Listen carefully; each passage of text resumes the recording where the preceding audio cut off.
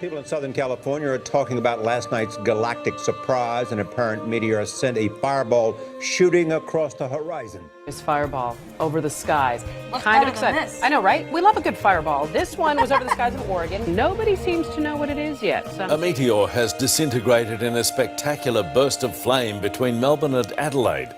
Started to walk this way, made it to about here, and hear a big boom, and I looked up and all I could see is a fireball in the sky. Spectacular vision of a green fireball which blazed across the sky in the north of Western Australia. Experts are investigating after several balls of fire appeared over San Diego last night. Huge flash streaking across the night sky just within the past hour. NASA saying they believe it was an asteroid 10 feet in diameter.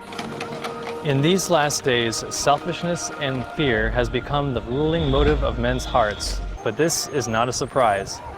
Jesus warned at the end of time, then shall many be offended, and shall betray one another, and shall hate one another, and concluded, because iniquity shall abound, the love of many shall wax cold.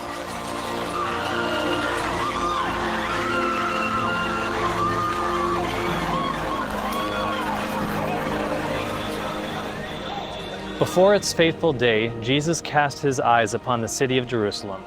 And gazing into the future, Jesus wept in anguish over the doomed city, but he could not deliver her.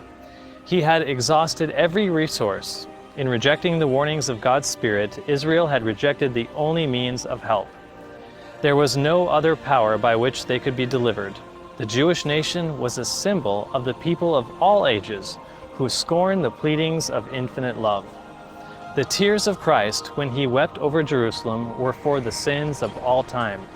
In the judgments pronounced upon Israel, those who reject the reproofs and warnings of God's Holy Spirit may read their own condemnation.